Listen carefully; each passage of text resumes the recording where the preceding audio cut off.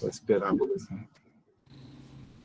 Beleza, pessoal. Então, vamos agora para segunda discussão, final do segundo módulo. Hoje está aqui com a gente o Felipe, residente de Medicina de Emergência da USP, formado aqui na Unesp também. Acho que bastante gente talvez aí já conhece ele. E hoje o Cean também queria ter participado, o Cean participou do primeiro módulo, mas hoje não vai poder. E o bolsista que também às vezes está dando uma ajuda e dando um apoio, hoje ele está de plantão. Estamos aguardando ainda o professor aí, o Dr. Edson, entrar, talvez ele participe, e o nosso enfermeiro do time de resposta rápida, o Neto, também vai tentar participar. Sempre é difícil juntar todo mundo, mas conforme o pessoal vai entrando, a gente vai desenvolvendo a discussão. Bom, quem participou da última discussão, tem algumas pessoas que eu vi que já estavam na última, conforme o pessoal foi entrando, a gente vai aceitando aqui. A gente vai falando um pouco das nossas práticas, tirando algumas dúvidas, dando algumas impressões sobre os temas... Olha o Neto aí. Olha, Netão. Eu vou... Tudo bem, Neto? Eu acho que seu som tá baixinho.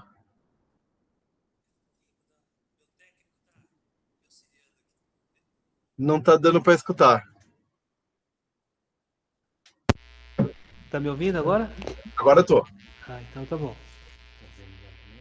Bom, falei do Felipe, o Neto é o enfermeiro do time de resposta rápida, já foi enfermeiro do SAMU, coordenou já o serviço do SAMU, é um grande parceiro aí do time. Na verdade, o time, posso falar que o time existe por causa do Neto, porque quem dá a liga aí no time que tá lá todos os dias. O Felipe esteve lá com a gente no time de resposta rápida, então aqui estamos tudo entre amigos. E aí eu queria falar um pouco sobre... Começar falando, a gente vai discutir os temas do módulo. Então, posicionamento, pré-oxigenação e falar um pouco do dispositivo bolsa-válvula-máscara. Bom, queria começar a falar sobre posicionamento, que foi a primeira aula. Lá na aula eu falo que posicionamento na minha opinião, a coisa mais importante de tudo do manejo da via aérea. Acho que tirando não. Segurar o laringo lá também tem sua importância, mas é um negócio que você aprende mais rápido. Posicionar é tão importante quanto e demora um pouco mais para aprender. E aí eu queria discutir um pouco assim sobre a dificuldade que vocês têm, já tiveram sobre manejo de via, posicionamento do paciente.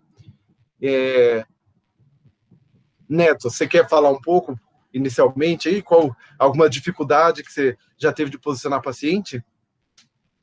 Na verdade, Felipe, a maior dificuldade que a gente tem, na verdade, é a resistência médica, né? Trabalhar com a ansiedade deles, eles têm essa tendência de querer a intubação rápida, logo, né? E às vezes se perde minutos preciosos, quando você pode perder apenas alguns segundos, apenas posicionando o paciente. Lógico, a indução é importante, o manejo, o conhecimento, a prática é de suma importância, mas 90% das nossas intubações que nós posicionamos o paciente, pré-oxigenamos de forma adequada, é muito mais fácil a intubação do que qualquer outra coisa, tá? Então, fica muito evidente que o posicionamento, hoje, ele é praticamente 80% da intubação, como você disse. Legal. Eu também acho, Neto, que a gente tem muito problema, às vezes, com o médico que quer entubar a qualquer custo, assim, sabe? Aquela coisa meio... eu ajeito a posição aqui na força da mão, sabe? O negócio começa a ficar meio, até eticamente, ali, meio complicado. Uma dificuldade, assim, que eu já adianto um pouco, assim, que eu tive... foi com o paciente muito obeso, acho que o paciente gravemente obeso, assim, já é uma dificuldade, pela dificuldade de movimentar ele na maca. Teve um até que o Neto estava comigo nesse, no comecinho do Covid, uma intubação que foi difícil, paciente muito obeso, ele ficou muito na parte de cima da maca. e a maca, ela mudou, ela deitou um pouco, assim. Então, a posicionamento ficou meio falsamente correto. Na hora da laringoscopia estava difícil. Estava difícil, abrir pouco a boca. Na verdade, a maca estava tombada. E a gente estava com o trapézio, a gente teve lá nosso material, e mesmo assim foi difícil. E, ô Felipe, queria que você falasse um pouco aí de alguma dificuldade que você já teve, quais são as principais, o que você acha? Bom, eu vou reforçar o que vocês dois falaram, que eu acho que tanto o posicionamento quanto a pré-oxigenação, se você faz as duas muito bem feitas, você tem mais de 90% aí de sucesso na intubação, né? A laringoscopia passa a ser um detalhe depois. E eu acho que tipo, o posicionamento, eu tive dificuldade em dois cenários, assim. Primeiro, no pré-hospitalar, eu acho que é outro tema que a gente vai falar mais pra frente, mas o posicionamento no pré-hospitalar é outra história, né? E no intra-hospitalar, eu estava no começo do meu R1, é, foi ontem praticamente, né? E a gente estava na época ali do Covid, só que era uma ala não Covid, era um paciente que era uma intoxicação por varfarina, e o paciente ia fazer uma endoscopia, precisava ser entubado. O cara tinha, acho que, 180 quilos. E aí a dificuldade foi no posicionamento. A gente não tinha lençol suficiente, não tinha o trapézio para usar. Como a gente estava em outro instituto, que não era onde a gente estava acostumado a lidar com a equipe, eu acho que até a própria equipe de enfermagem foi bem resistente a liberar os lençóis para a gente. Então, liberou um tanto, era isso que vocês tinham para usar. A gente tentou fazer um posicionamento. Na época, eu acho que a gente nem se tocou de jogar bem o paciente para trás e deixar a cabeça cair, né? Igual acho que até o Kovacs dá num dos vídeos ali. E a gente até inclinou 30 graus, mas assim, foi uma intubação difícil pra caramba. Eu tentei, não consegui. E depois o assistente penou, conseguiu ali um Cormac 3 e entrou com o Buge. Mas eu acho que essa dificuldade toda só foi por conta do posicionamento e por falta de material. Assim, foi a principal dificuldade. Eu acho que ter o material é um dos pontos-chave também para ter sucesso. Então, eu vejo assim um pouco que tem uma limitação que a gente não consegue controlar, que é o tempo. Então, assim, se está com o tempo, o paciente dessaturando, mesmo com as medidas que você faz, eu acho que tudo bem, ou alguma outra urgência da via aérea, uma via aérea que está obstruindo, por um edema na região do pescoço, eu acho que nisso aí, ok, é um problema que fica mais difícil de reverter. Mas eu acho que é um pouco o papel nosso desenvolver duas coisas, assim, que é a experiência da equipe, né? Então, assim, o problema que o Neto trouxe do médico, às vezes, não ter paciência para posicionar. O problema que o Felipe trouxe da equipe de enfermagem não estar ali dedicada na dificuldade que vai ser esse paciente. Pô, isso aí a gente tem que melhorar a equipe, né? Então, assim, todo mundo tem que ter a consciência da importância que é posicionar bem um paciente. E às vezes isso vai muito do jeito que a gente passa isso para a equipe. A gente está lá comandando a situação, parar e falar assim, ó, galera, agora o momento aqui é de a gente ter que dedicar, vai ser difícil, a gente vai tentar deixar menos difícil e com calma. E acho que é muito importante aquela coisa de mão dupla, né? Então, você dá a sugestão do que fazer, escuta o que o enfermeiro traz de volta, né? Então, tem que ser aquela comunicação. Porque se você começar a dar ordem para todo mundo junto, tudo de uma vez, o negócio vai começar a ficar complicado, vai começar a bagunçar. Sabe uma coisa Muitas legal, vezes, pessoal?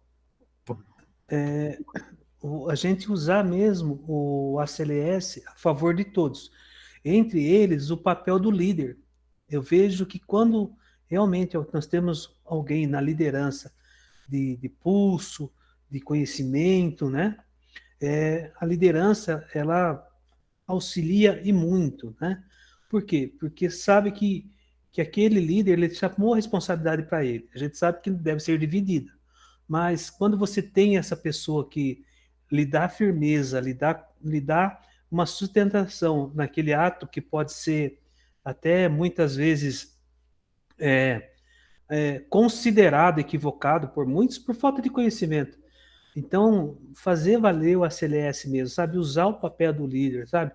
Seja ele o médico do time de resposta rápida, seja ele o residente mais graduado, seja ele o médico mais experiente, né? Então, eu acho que eu vejo quando a gente tem o papel do líder ali, facilita muito, porque as pessoas tendem a ter mais confiança nas ações, não só dele, mas da equipe como um todo.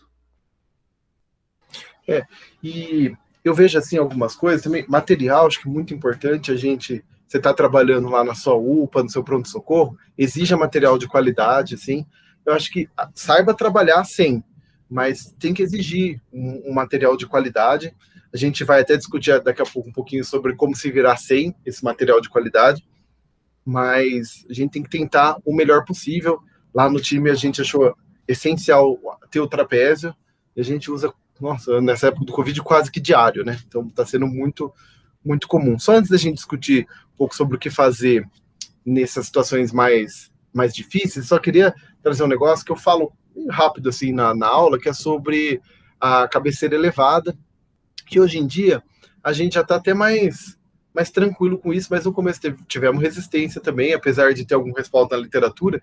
Até se vocês quiserem os artigos sobre intubação em cabeceira elevada, hoje em dia a gente já tem mais uma evidência mais forte, assim, mais pesada, mas tudo que vem diferente, e a gente vai trazer algumas coisas que pode ser diferente ali do tradicional, mas a gente já está respaldado por ciência. Então, assim, a gente às vezes pode ter resistência. Então, assim, a pessoa, você vai entubar lá no pronto-socorro da cidade pequena, você vai levar a cabeceira, alguém vai achar estranho, sem nem se perguntar por que é estranho. A gente percebeu isso no hospital nosso, né, no hospital aqui da Unesp, que é um hospital grande, referência. A gente estava embasado por artigo científico, e mesmo assim, e a gente estava fazendo legal, assim, né, numa situação de um pré-hospitalar, às vezes seja mais difícil mesmo fazer uma cabeceira elevada, mas no hospitalar acho que já não tem muito mais. A gente sempre consegue evitar ali uma conspiração, acho que temos muito benefício. Ô, Felipe, vocês têm feito, pelo menos só lá na USP, assim, só a posição olfativa ou na maioria das vezes vocês elevam a cabeceira, assim? A gente está levando a cabeceira em praticamente todos. Assim, paciente obeso principalmente, né? Uhum, Quando não tem muito preditor, a gente algumas vezes não eleva, mas vamos dizer assim que 80% das intubações estão sendo feitas com a cabeceira elevada. Criou meio acho que que um parece costume. nosso. É, Quase que, nem que eleva só um pouquinho, assim, só para dar uma facilitada ali no... Às sim, vezes você sim, usa um lençolzinho a menos, né? exato. Então esse é um cuidado que eu acho que com o tempo a gente foi pegando. Posicionar o paciente em decúbito só com o sniff alinhando o lóbulo no manúbrio, né? Você elevando esse paciente, às vezes eu fiquei com a impressão de que a via aérea ficou muito anteriorizada. Uhum, Então, talvez, assim, pelo menos é uma coisa que eu tô fazendo agora. Quando a gente eleva, eu, sei lá, eu tiro um lençol, sabe? Pelo menos para uhum. baixar um pouquinho, para ela não ficar muito para cima, porque às vezes parecia que ela Isso, tava muito para cima. legal. E alguma alguma dica aí, a gente estava conversando até antes aqui de começar, né? Sobre. Bom, a gente está lá no time de responsável, a gente tem trapézio, vídeo laringo, buginor, a gente tem tudo que a gente sempre sonhou lá. Mas já tivemos que fazer umas intubações não tão bonitas, assim, não essas tão de livre aí na vida, né? Porque era o que dava, né? Então, Exato. acho que a primeira coisa que a gente pode falar que é nosso grande amigo aí é o lençol comum lá que o paciente usa para se cobrir mesmo, né? Sim. É assim, por exemplo, vou entubar uma pessoa lá, tem dois lençóis, o dela mesmo.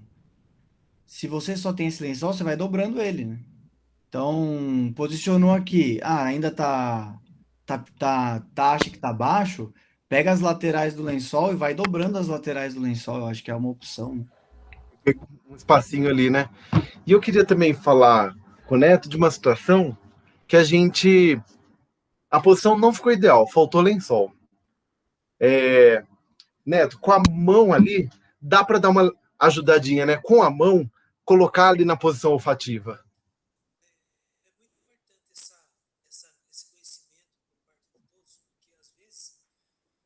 Ó, Neto, o som tá baixo de novo. Dá uma checada aí. Ainda não.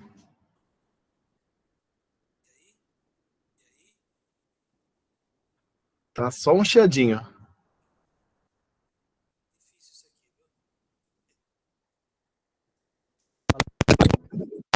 Me ouve agora, Felipe? Agora sim, agora sim. É uma das coisas que a gente faz, eu uso o posicionamento da mão. Ele é tão importante que você vê no ATLS, né? Que se o colar cervical vai restringir a abertura bucal, que é só isso que ele faz, certo? Você pode posicionar com a mão.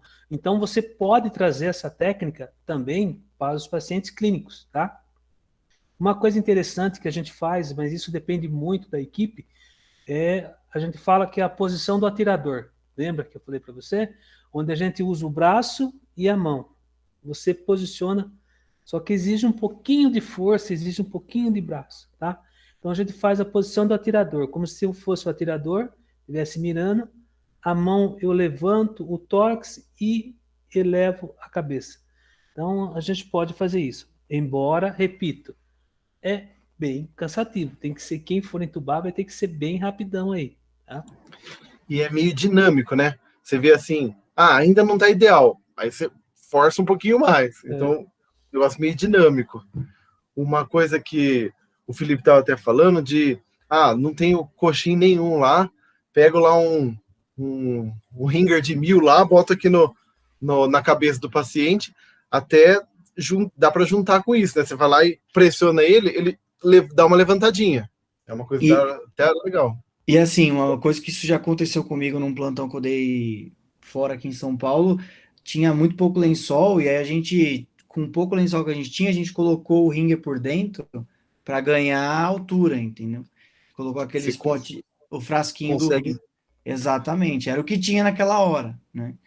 Então, e teve um plantão até que não tinha lençol, não tinha nada, a gente...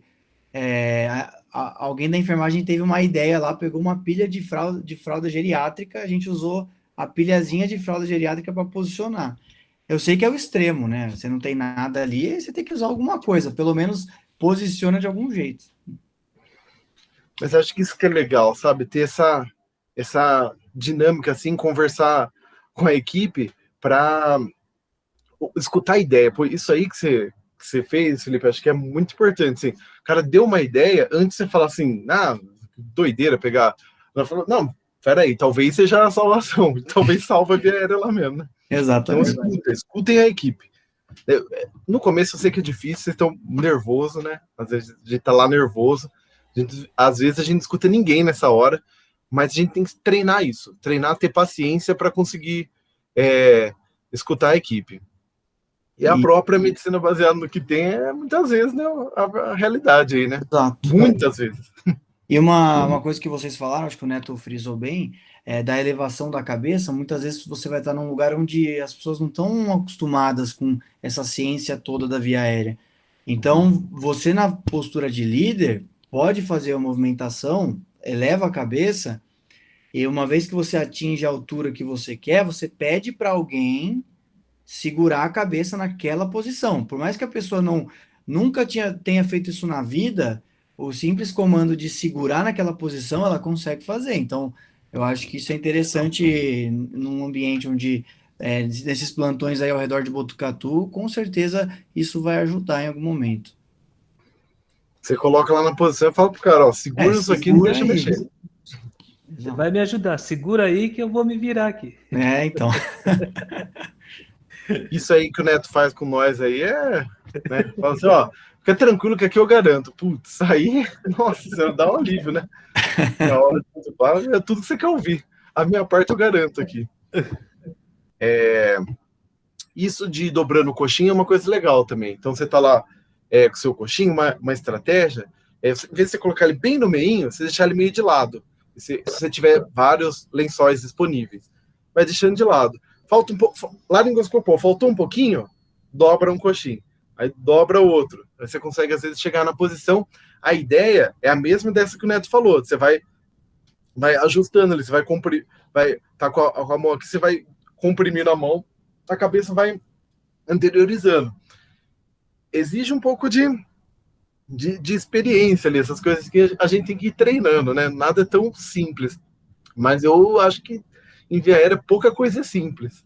Acho que para quem está aqui discutindo isso, pensando sobre isso, vai ajudando muito. Mas o caminho é longo, assim, tenham paciência, né? Uma coisa interessante para que as pessoas aí dão plantão fora, às vezes o hospital não tem recurso, não quer usar lençol, a gente também recomenda, a gente não, né? Algumas literaturas trazem, não é muito ortodoxo, porém, ter saquinhos de areia, tá? Com o saquinho de areia, você consegue modelar e deixar na altura que você quer. Ele pode ser revestido com plástico, alguma coisa que dê para você fazer asepsia ou não contaminar ele, né? E então eu já vi alguns lugares que usam esses saquinhos de areia. Tanto é que o saquinho de areia, para quem não conhece um pouquinho da história dos atiradores de elite, ele é usado, ele é debaixo da mão. Quando ele aperta o saquinho de areia, o saquinho tende a comprimir a areia e expandir em algum lugar. Então ele eleva, acerta a mira, a altura da mira, e é a mesma coisa que a gente faz com a via aérea, com esse saquinho de areia. Tá? Por isso que a gente fala que a posição do atirador, para quem vai posicionar para o médico fazer a intubação orotraqueal. Não é fácil, viu, gente? Requer um pouquinho de esforço, mas ajuda bastante. Tá? Então, assim, acho que em resumo, eu acho que assim, gastem tempo em posicionar os pacientes. Acho que vai compensar, acho que isso que o Neto falou é muito verdade. São alguns poucos segundos ali que vão te fazer ganhar vários minutos de fazer posicionar. Então já começa sendo que, já relacionando no próximo tema, já melhora a pré-oxigenação. Então já te dá uns minutos a mais para conseguir laringoscopar o paciente. Ele determina o sucesso da sua laringoscopia. Vai deixar ela mais fácil, mais difícil, ou se o posicionamento estiver muito ruim, até pode impossibilitar que você consiga fazer a laringoscopia ou passar o tubo. Então, assim, gasta tempo nisso. Assim, é uma coisa que eu acho legal a gente estar discutindo, legal ter aula sobre isso, assim, que geralmente é um tópico meio rápido ali, assim, ó. Posicione bem seu paciente, alinhe o ouvido no manubro external. Pô, mas tem muita estratégia para conseguir fazer isso. Eu acho que o tema vai longe ainda. Dá para falar mais coisas sobre isso. Você quer falar mais alguma coisa, Felipe? Pode falar. Não, é só um detalhe que você me lembrou, que normalmente quando a gente aprende durante a graduação, os P's da intubação lá, né? O posicionamento vem depois do bloqueio. Então, coisa doida. Entendeu? E assim, isso é pro cara magrinho com a boca que abre muito, né? Então, acho que talvez isso seja até uma coisa para a gente pensar sobre, e o posicionamento tem que vir antes, ali na preparação, logo no comecinho. Inclusive, tudo vem muito junto. Enquanto você pré-oxigena, tá lá pré-oxigenando, que é o próximo tema aí, você já pode ir posicionando o paciente enquanto ele pré-oxigena. Então, acho que o posicionamento tinha que vir antes, né? Não depois que bloqueou, como que você vai posicionar um cara, né? Fico pensando. A gente faz antes, né, Neto? 100% das vezes a gente já posiciona no começo. Exatamente. Eu acho que a gente ganha esse hábito, né? Só que quando a gente prática, né? aprende o mnemônico lá que vai para guardar dos 7 P's, o posicionamento vem depois, né? Então, mas a gente tem costumado trabalhar o posicionamento bem tá pré-oxigenando posicionamento. Não sei se a gente está fazendo errado a literatura, mas o resultado é muito bom. Porque se você esperar ele bloquear para depois posicionar, às vezes pode causar um certo choque, porque ele vai desaturar, né? Vai desaturar. Bom, com certeza, eu acho que não é nem literatura, eu acho que alguém criou esse mnemônico aí e deu azar de não ter pensado muito para criar. E foi ficando. Porque faz toda a diferença. Nossa, com certeza. Bom, e já... aí o Felipe tem até algumas fotos de posicionamento na prática. Eu também tenho, a gente vai mandar aqui no grupo. Aí quem está participando aqui da discussão, depois dá uma olhada lá. A gente tem umas fotinhas para mandar lá, para vocês verem algumas situações, o que a gente fez, como que a gente conseguiu posicionar. Acho que vai ajudar vocês a ter ideia aí. É um negócio que é muito mais fácil de explicar na prática, lá fazendo. Então as fotos acho que vai ajudar. Qualquer dia eu e o Neto vamos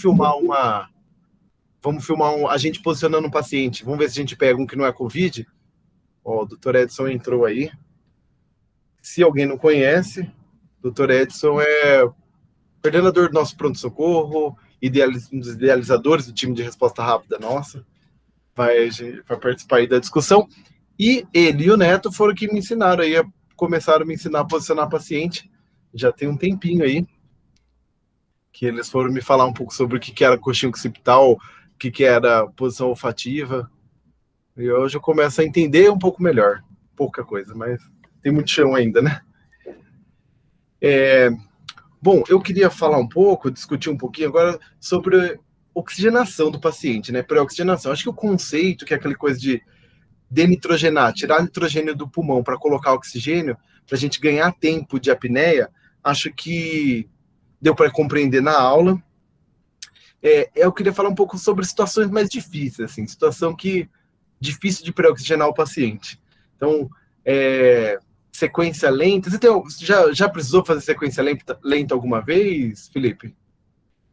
Olha, Sequência lenta, a gente está atrasado, né? A sequência atrasada, né? É. Olha, o Covid foi o nosso ensinamento aí de sequência atrasada, sequência lenta. Acho que era um negócio que se aplicava muito pouco antes do Covid. Eu acho que depois do Covid. Por quê, né? Porque o paciente Covid pré-oxigena muito mal, né? Então, a gente, por mais que a gente fique minutos ali com o O2 tentando maximizar o 100%, denitrogenando, são pacientes hipoxêmicos, né? Então, fica bem complicado. Então, o doutor Pereva aí, boa noite. Boa noite, pessoal. Boa noite, Dá boa noite lá, filho. Tá aprendendo já com a gente. Opa, aí sim. Então, o Covid realmente é uma situação bem complicada de se pré-oxigenar, né? Eu acho que uma situação difícil também, entrando um pouco no trauma, é o paciente que tem lesão de maxila, de boca, de face, que acaba tendo bastante sangue na via aérea. Esses pacientes são bem difíceis também de se pré-oxigenar. Eu já passei pelas duas situações, né? O Covid, mas assim, atualmente, e algumas vezes no SAMU, esses pacientes com a via aérea mais obstruída são pacientes bem difíceis de se pré-oxigenar. Então, assim, eu também no Covid já tive a situação de ter que... Até interessante que a indicação da intubação foi justamente porque o paciente não parava com a máscara. Então, o paciente estava agitado, arrancando a máscara. Então, assim, esse é o paciente que já está falando lá que tem que fazer uma sequência atrasada. Você não vai conseguir pré-oxigenar. Ele não está parando com a máscara, que era por tratamento dele. Cheguei num paciente uma vez para entubar, tava com a máscara com os paradrapão aqui em cima e embaixo, assim, para ele não tirar. Não é uma situação das mais comuns, mas no Covid isso aí, a gente tá vendo de tudo. E o que eu acho, o que foi interessante, que já me veio na minha cabeça, pô, é óbvio que vai ter que fazer sequência lenta. E me espantou de que as pessoas espantaram com isso. Porque eu achei que não tinha outro, para mim não tinha outro método. E as pessoas acharam meio estranho. Sequência atrasada, sequência lenta, né? Eu acho interessante chamar. Mas, eu falei, a sequência atrasada, lá que a gente faz a ketamina antes. Ninguém não abriu chave de ninguém. Eu falei, então vamos lá, galera. Aí é uma coisa que eu quero que vocês tenham uma noção antes, eu falo um pouco lá no vídeo da aula, porque se tiver que explicar na hora para todo mundo, vai ser um pouco mais difícil. Já não é tão simples, né? Então, acho que tem que ter a tranquilidade de fazer a ketamina. Ketamina mantém o drive respiratório, que lá que eu falei no vídeo, só não fazer a ketamina rápido. Se fizer de uma vez, vai entrar em apneia. Mas aí o paciente fica colaborativo, fica bem tranquilo. Fazer lentinha, você não está com pressa, só quer que o paciente fique mais colaborativo. E já queria mandar uma pergunta aqui para o Neto. O Neto já fez muita pré-oxigenação na vida aí, tem muita história para contar. Neto, se você quiser falar um pouco assim do que você acha que é maior, tirando o posicionamento, né, que a gente até já falou um pouco, do que tem mais dificuldade, assim, se é interface de dispositivo, se é paciência da equipe, o que você acha que é a nossa maior dificuldade para pré-oxigenar nos pacientes? Bom, como eu vivo no intra-hospitalar e no pré-hospitalar, o que a gente vê, assim, é justamente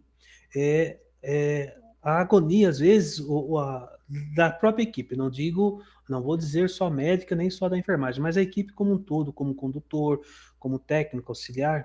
Então, eles praticamente não acreditam que aquela saturação vai ser suficiente ou ela vai subir se ela não hiperventilar o paciente ou se não ficar insuflando o paciente, né? E você vê até nos profissionais hoje de fisioterapia que mesmo o paciente tendo drive, tendo... Então, às vezes, a gente deixa essa ansiedade tomar conta de nós.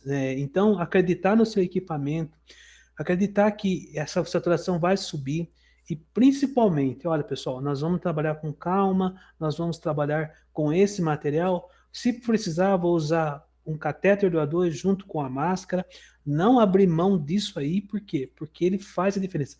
São 6 litrinhos, mas é o suficiente para manter uma boa oxigenação. Nem que não chegue aos 90, aos 92, 94 que a gente deseja, mas ele vai dar um suporte melhor, principalmente na hora que você laringoscopar o paciente, né? Eu acho muito importante isso. Não sei se vocês concordam com essa ideia minha. Muito legal, acho que a gente vai tentar deixar a melhor saturação possível, né?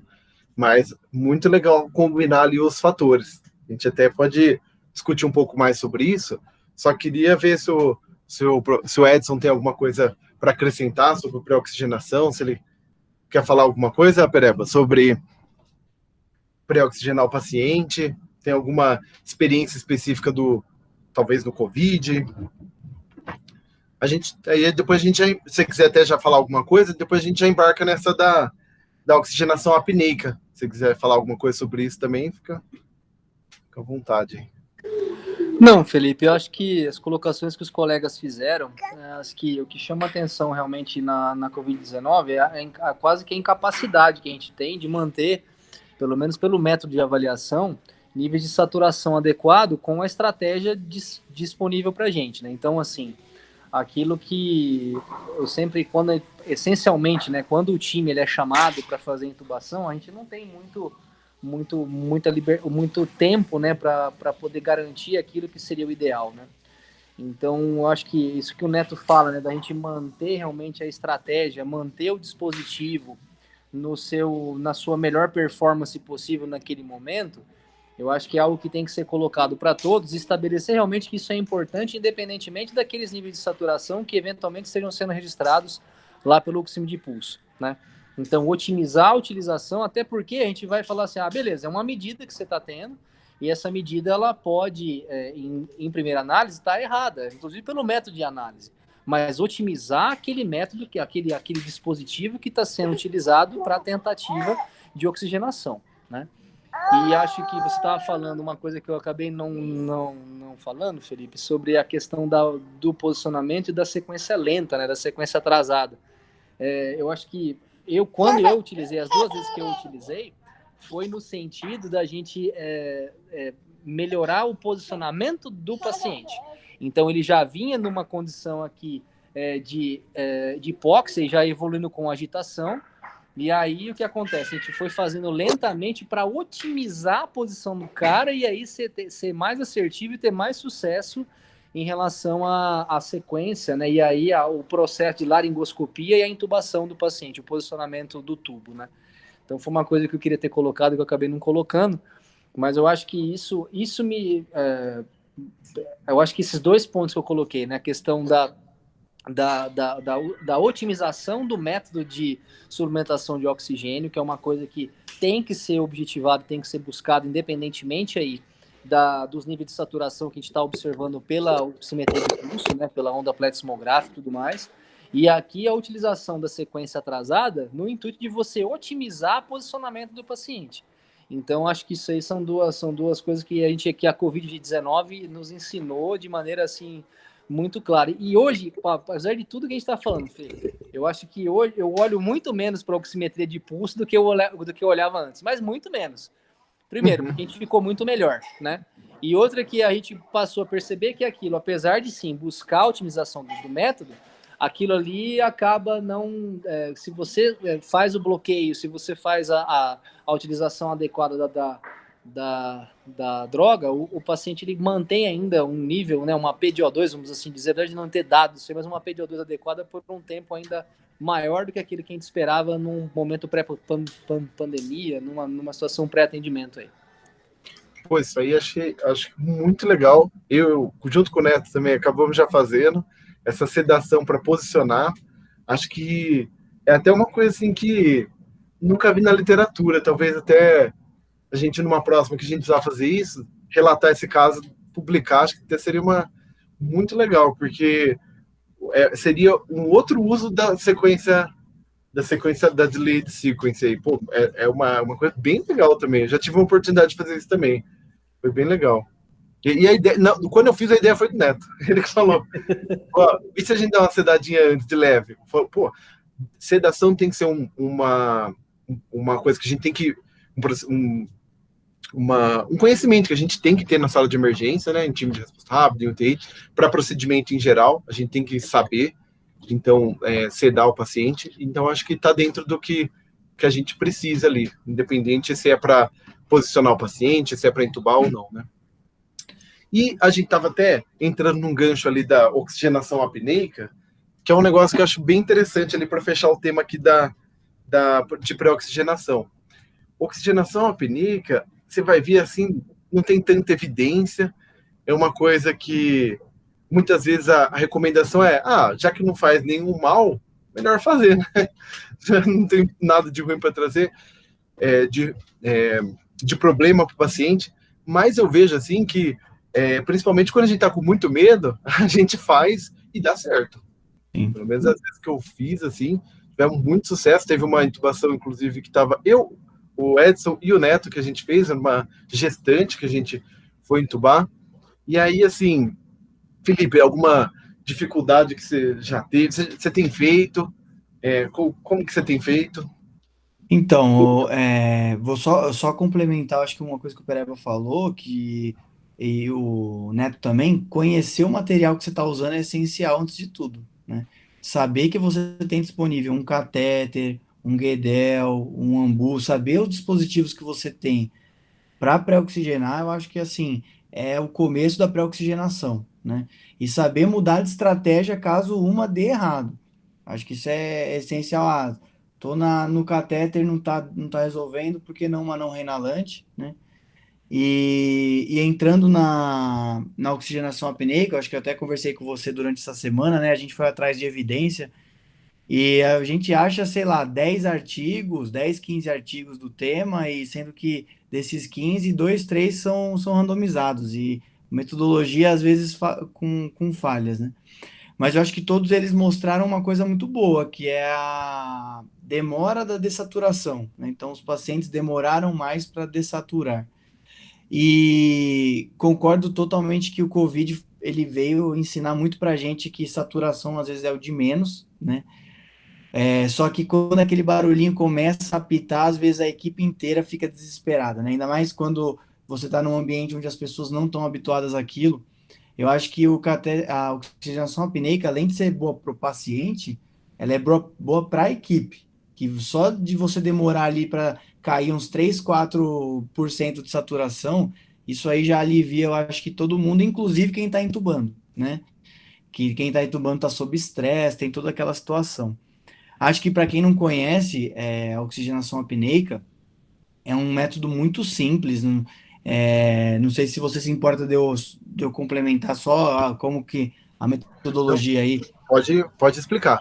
É um método muito simples de você pré-oxigenar. Você começa durante a pré-oxigenação com o objetivo de manter o catéter nasal durante a laringoscopia. Então, você está pré-oxigenando, seja com a bolsa válvula máscara, seja com a não renalante, seja até com a VNI. O paciente já está com o catéter simples, né? O catéter de baixo fluxo. E aí você começa mais ou menos a 4 ou 5 litros durante a pré-oxigenação. E assim que você induz o paciente, que ele perde nível de consciência, você pode aumentar esse fluxo para fluxo máximo. Acho que isso é importante. Se você não conseguir fazer isso porque você está ali prestando atenção no paciente, você pede para alguém que está ao seu lado aumentar o fluxo para fluxo máximo. E aí passa dos 15 litros. É a bolinha batendo no teto do fluxômetro.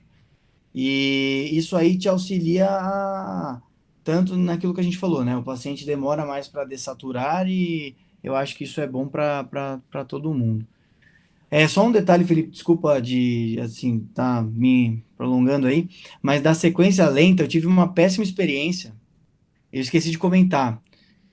Uma das primeiras vezes que eu fui fazer sequência atrasada, eu fiz a ketamina, na verdade, não fui eu quem fez a ketamina rápido, mas a equipe como um todo acabou participando disso.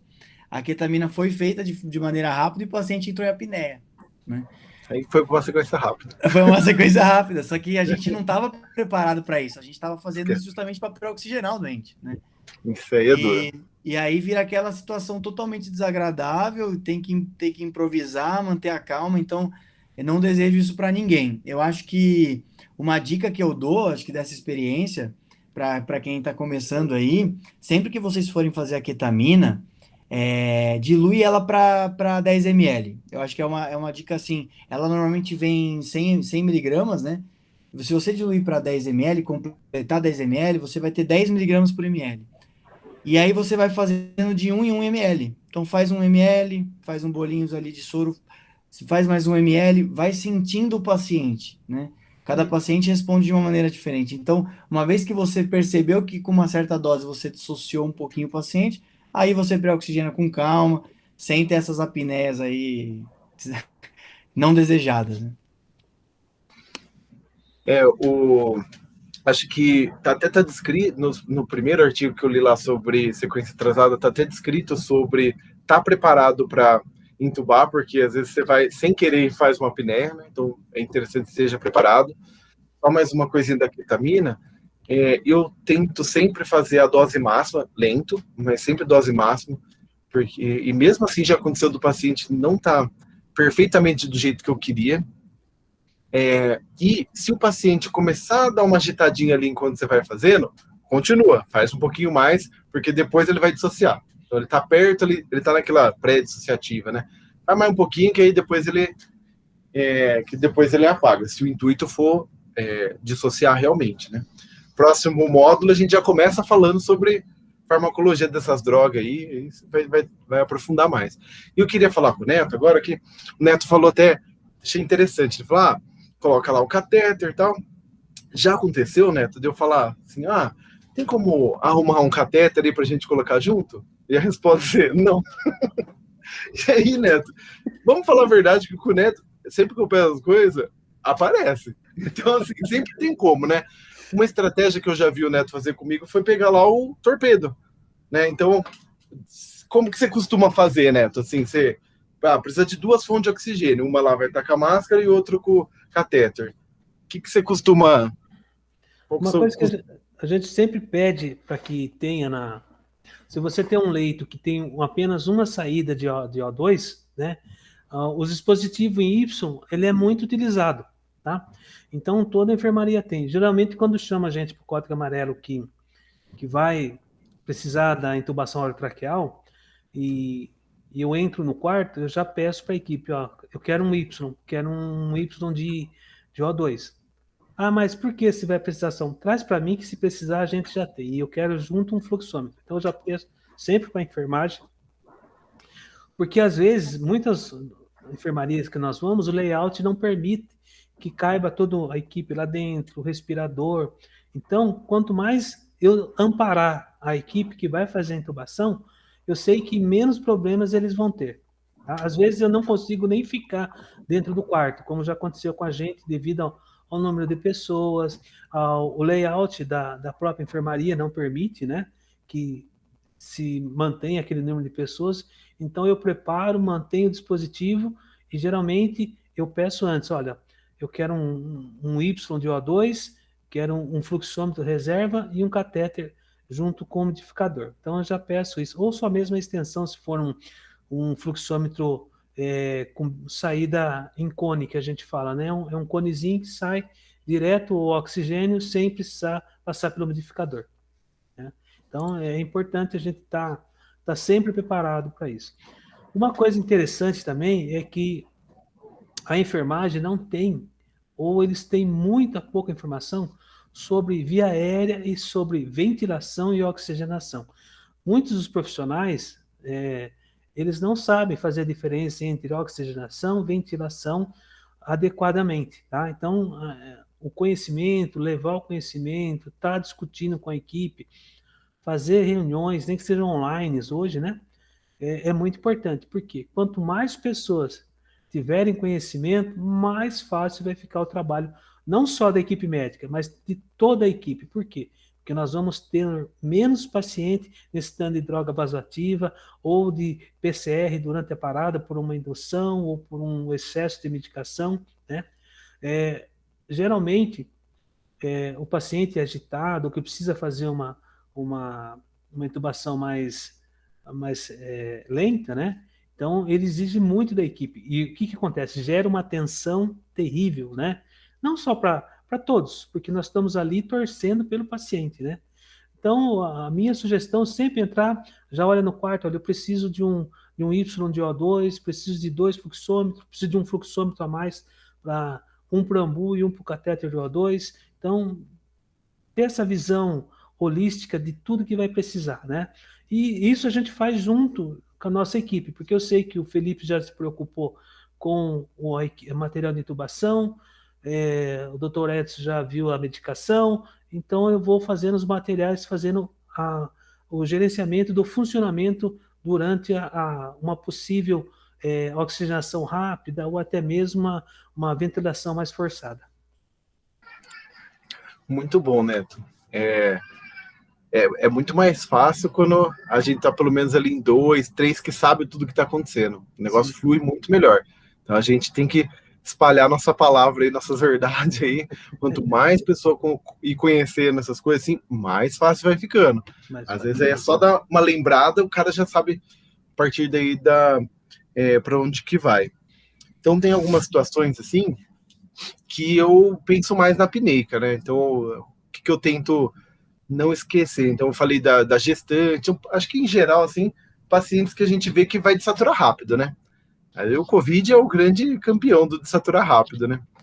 Então acho que pensar sempre na gestante, no Covid, são duas das vieiras mais difíceis que a gente tem.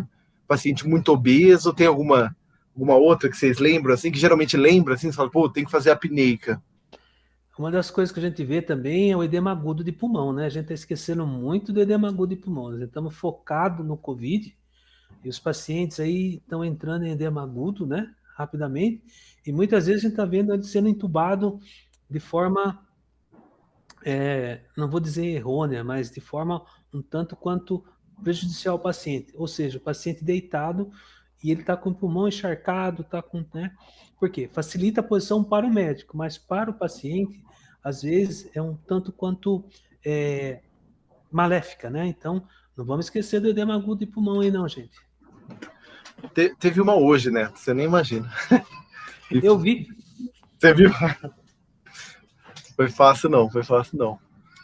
Mas, bom, e agora acho que eu queria finalizar aqui a discussão falando um pouco de ambu, do dispositivo Bolsa Válvula Máscara. Foi a última aula. Na verdade, foram 2 vídeos, né? Um explicando situações para usar e um que o Neto, inclusive, me ajudou a fazer, né? Ele não aparece, mas ele me ajudou, explicando as válvulas lá do dispositivo Bolsa Válvula Máscara, né? A parte mais importante dele talvez sejam as válvulas. E, assim, eu queria que vocês... Primeira coisa que eu queria perguntar para o Neto, só para tirar uma dúvida nossa. No geral, assim, você trabalha com bastante equipe médica. Os médicos sabem usar ambu? Não. Não, eu imaginei que seria essa a resposta. Não. Por isso que eu perguntei. Então a gente tem que aprender, a gente tem que começar daí. A gente tem que aprender. A gente não tem... Está gravíssimo, porque a gente não tem noção, nem que a gente não sabe. Aí o negócio é muito ruim. Aí é o maior problema, porque quando a gente não sabe que não sabe, a gente não procura aprender, né? Tem alguma dica, Neto, inicial? Bom, primeira coisa que a gente deveria fazer, né? Não vou culpar, não vamos generalizar, falar dos médicos, vamos falar da equipe. Nunca vamos lançar um culpado. Mas todo profissional, seja ele do suporte básico, do suporte avançado, primeira coisa que ele tem que aprender do instrumento, do equipamento, é o ambu, né? Ou o dispositivo bolsa, máscara, válvula. Por quê? Porque é um instrumento que ele vem a favorecer tanto quem o utiliza e quem vai precisar da utilização daquele equipamento, né?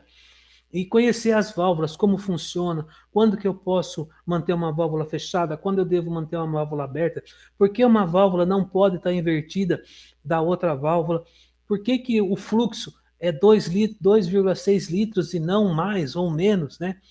Porque a capacidade dele é em torno de 10 a 12 litros, por que eu não devo usar 15 litros? Enfim, esse passo de conhecer esse equipamento tão simples e tão importante no nosso dia a dia, ele deve fazer parte do conjunto como um todo, tá? Não vamos direcionar a classe, né? Porque é fácil falar, olha, o médico não sabe usar, mas tem enfermeiro, tem técnico, tem auxiliar, tem fisioterapeuta, tá? Então vamos trabalhar a equipe como um todo, como eu disse. Se a gente deter o conhecimento, a gente fica retendo o conhecimento, a gente fica só julgando. Então, qual é a nossa função? É levar o conhecimento, mostrar como funciona, como serve, qual a indicação, né? E isso faz com que a equipe e todos cresçam de forma igual, né? E quando se trabalha em equipe, pessoal, não tem obstáculo que a gente não consiga vencer. A gente tem percalços, tá? Mas os obstáculos, talvez a gente perca num determinado momento, mas no segundo momento pode ter certeza que a gente vai vencer, por quê? Porque a gente já aprendeu com aquele erro lá, tá? Então é muito importante. Conheçam o número de válvulas, para que serve, qual é a pressão que eu posso fazer. Eu posso desmarcar o bambu até sair água? Não. Eu posso deixar um fluxo tão alto que ele vai ficar pressionando todas as válvulas, né? Então, é esse conhecimento que a gente deve estar sempre discutindo, vendo e aprendendo uns com os outros. Legal. Aí eu queria trazer uma experiência minha aqui sobre o uso de ambu, quando as minhas dificuldades e se era um problema com ambu ou não. E aí eu queria abrir para o Felipe e para o Edson também depois falarem sobre as dificuldades que eles já tiveram, para a gente já ir encerrando, que já é quase 8h30. Bom, então, assim, para as minhas dificuldades, eu acho que até hoje, nenhuma de que eu falei assim, o pessoal, ou alguém da equipe falou, precisamos trocar esse ambu. E nenhuma delas o ambu tinha alguma peça quebrada realmente, assim. Acho que eu lembro de uma vez que uma válvula travou e não voltou mais. A válvula de limitadora de pressão. Tirando todas as outras, e acho que foram mais de 10 vezes, depois testei o ambu ali depois. Não, qual que era o problema? Era algum problema ou de montagem ou de saber usar. Então, assim, quase nunca o problema realmente era uma peça quebrada do ambu. Então, a maior parte das vezes era a válvula limitadora de pressão, que é aquela válvula que geralmente é de 65 centímetros de água, estava travada. Essa foi a maioria das vezes que eu vi. E aí, inclusive, eu vivenciei uma situação que o paciente fez pneumotórax e evoluiu com parada. Foi o primeiro tórax que eu drenei na vida. E teve situações de faltar peça, ele não está completamente montado. Então, acho que outra coisa que eu e o Neto planeja aí para o futuro, quando a gente tiver nosso residente de emergência, ensinar as criaturas a montar ambu. E eu acho que e problemas com fluxo, ou hiperventilar, ou colocar muita pressão. Acho que fazer a ventilação muito forte, muito rápido. Acho que são essas as dificuldades que eu tive. Se vocês quiserem trazer um pouco aí das experiências de vocês também sobre dificuldades, se era problema realmente do ambu ou do operador. Bom, a dificuldade que eu tive nos primeiros momentos que eu fui usar o ambu foi o operador aqui, né? Acho que é a primeira coisa. Saber usar o ambu é muito difícil. Primeiro que algumas vezes que eu fui abrir o ambu, eu nem percebi que estava sem reservatório. Que isso acontece. Muitas vezes o ambu vem sem reservatório, você nem percebe. Segundo é a vedação da máscara. Eu acho que assim, se conseguir vedar a máscara e ventilar o paciente é uma arte, assim. Acho que é um negócio difícil pra caramba, não, que até hoje eu peno muitas vezes, dependendo muito do paciente, né? Eu acho que aí entra o papel da equipe, assim. Nunca ventile sozinho, sempre tem alguém do seu lado. Tenha calma para vedar a máscara. Eu acho que as principais dificuldades que eu tive e, e foi em relação a isso, a conseguir vedar bem e ventilar com esse paciente bem vedado, sabe? Acho que isso aí foi o principal. Pereba, quer falar um pouquinho sobre dificuldades com o ambu? Fica à vontade. Não, Felipão, acho que questão do Ambu, cara, o Ambu acho que é lembrar de uma coisa, cara. O Ambu é feito, é igual avião, é feito para não dar problema. Então, assim, a maior parte das vezes quem dá problema é o piloto, né? Na imensa maioria das vezes dos acidentes é o piloto que tá dando, que faz a máquina cair, né? Então é falta de Gostei da analogia que manutenção. tem relação com o último módulo, que é de sobre aviação, o último módulo do curso. Vai ser... Mas é mais ou menos isso. Quem deu esse detalhe aí dessa coisa foi você, Felipe, nas discussões que a gente tem lá no time. Cara, o problema é o piloto, cara. Ou quem não deu manutenção correta no equipamento, né? Então, o que eu vejo é isso, cara. Em relação à dificuldade, eu acho que a equipe tem uma tendência muito grande a sempre querer colocar no talo um fluxo, né? Acho que sensibilizar as equipes a isso, acho que talvez seja a maior dificuldade. E lembrar desse detalhe, que quem está dando problema é o piloto, não é não é o equipamento. Muito legal. Tem mais alguma coisa, Neto? Você queria apontar aí sobre o uso do nosso querido Ambu? Gente, vamos só lembrar uma coisinha. Quando vocês forem usar a máscara para ventilar ou para fazer uma ventilação forçada, se a máscara não for daquela de ventosa, lembre-se sempre do básico, do BLS, que ensina a gente a usar a máscara, do mento à ponte nasal. Se a sua máscara encaixou aqui, ela encaixa certinho, tá?